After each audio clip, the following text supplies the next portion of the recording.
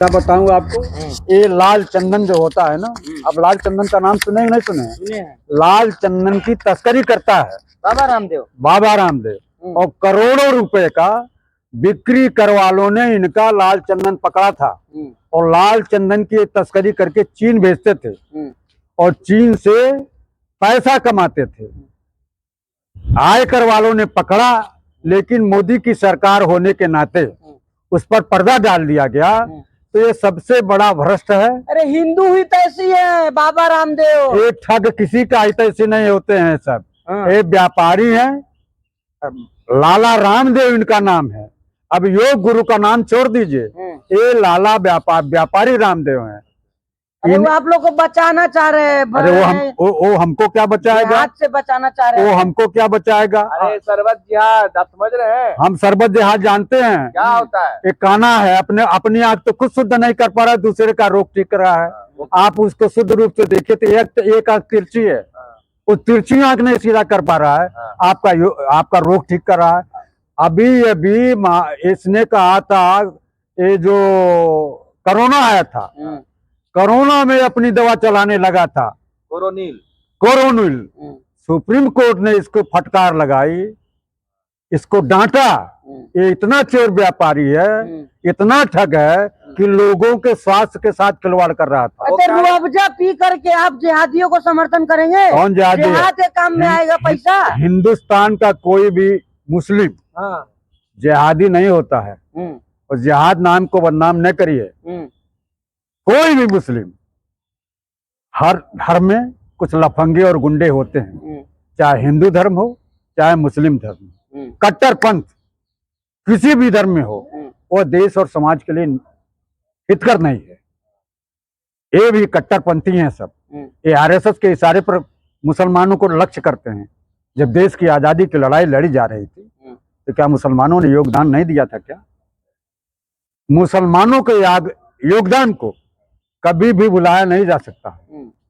हिंदू मुस्लिम सिख ईसाई आपस में है भाई क्या भाई। पीजिएगा पतंजलि वाला की जो है हमदर्द वाला रुअफ़ज़ा? पतंजलि वाले के हर दवा का मैं होली जलवाने जा रहा हूँ। ये ठग है, ये व्यापारी है, ये चोर है।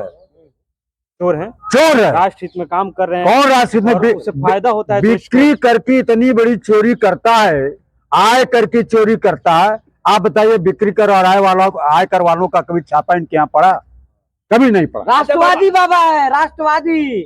ये ठग है सब। नरेंद्र मोदी के इशारे पर देश को लूटा जा रहा है और मुसलमानों को लक्ष्य करके सरबत जिहाद कर रहे हैं। आप बताइए। अच्छा, बाबा जो कह रहे हैं कि शरबत जिहाद, अब आप जब पतंजलि का शरबत पीजिएगा तो मस्जिद और उसमें पैसा नहीं जाएगा, मदरसा नहीं बनेगा, बल्कि गुरुकुल बनेगा, योग स्कूल बनेगा, हिंदू आगे बढ़ेंगे, हिंदू आगे बढ़ेगा। कौन हिंदू गुरुकुल में पढ़ा रहा है महाराज?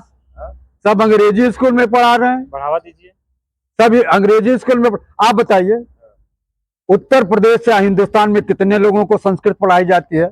मैं ब्राह्मण हूं, मैं आपसे सवाल कर रहा हूं। आप तो लोकतंत्र के सच्चे हितैषी हैं। कहीं संस्कृत पढ़ाई जाती है क्या? कहीं नहीं पढ़ाई जाती है। 10% भी संस्कृत की पढ़ाई नहीं होती है। उत्तर प्रदेश में संस्कृत टीचरों का अभाव है। ये कहते कुछ और हैं, करते कुछ और हैं। ये लाला जो है व्यापारी है रामदेव, ये देश की जनता का गला काट रहा है नकली दवाओं को बना करके। आप उनको हिंदू नहीं मानते हैं क्या? कैसा हिंदू? जो नफरत फैलाता है वो हिंदू है क्या? बाबा रामदेव हिंदू नहीं है। हिंदू कहने से वो एक कट्टरपंथी हैं। हिंदू मैं हूँ, ब्राह्मण मैं हूँ, मैं कट्टरपंथी नहीं हूँ। बाबा रामदेव क्या है? तो वो कट्टरपंथी है, हिंदू नहीं हो सकता। आप जिहादियों की हिमायती कर रहे हैं। कैसा जिहाद भैया? कैसा जिहाद? किसको जिहाद कहते हैं? सपोर्ट कर रहे हैं। सरबत का क्यों नहीं करूंगा? रुअफ़ज़ा। इस देश का कोई भी व्यापार, चाहे मुसलमान करे चाहे हिंदू करे, किसी के नाम उस लिखा नहीं है। मजहब नहीं सिखाता आपस में बैर करना। कोई भी धर्म एक दूसरे को लड़ाने का नहीं करता। बाबा रामदेव ने कैसे ये बयान दे दिया कि भाई ये आप वो शरबत मत पीजिए, पतंजलि का शरबत पीजिए? इसका मतलब मैं कहने को कट्टरपंथी है।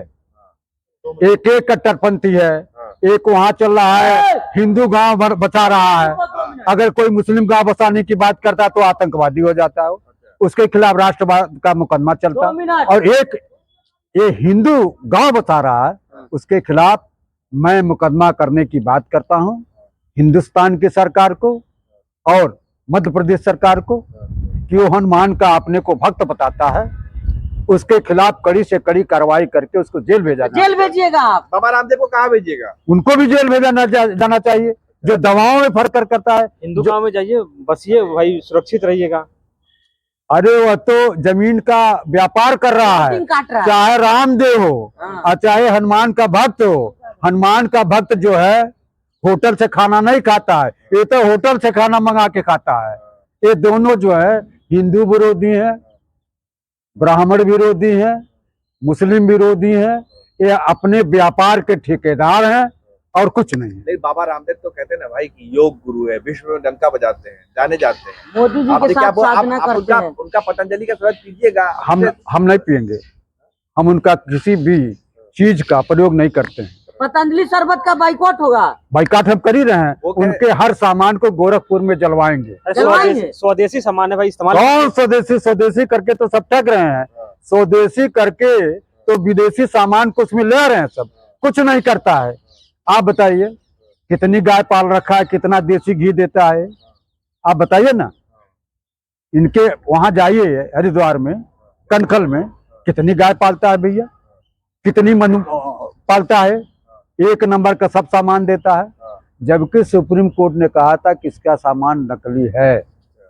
पुरानी लोग कहा था देश की जनता के साथ, उनके सास के साथ रामदेव खिलवाड़ कर रहे चाचा, थे। हिंदुओं को आगे बढ़ाइए, पतंजलि शरबत पीजिए। पतंजलि का गौमूत्र इस्तेमाल कीजिए। ये सब गौमूत्र पिए, ये गौमूत्र पीने वाले हैं, गोबर खाने वाले हैं।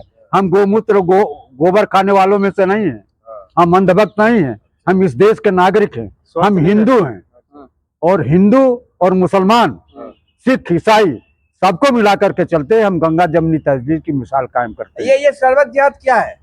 सरबत दयाल रामदेव की दिमाग के फिजूल बात है। ये सरबत देहात, थूक देहात, जमीन देहात, क्या क्या ये सब बना देते हैं। ये आरएसएस की भाषा बोलते हैं। ये सब देश को नफरत की आग में झोंकने का प्रयास करते हैं। चलिए।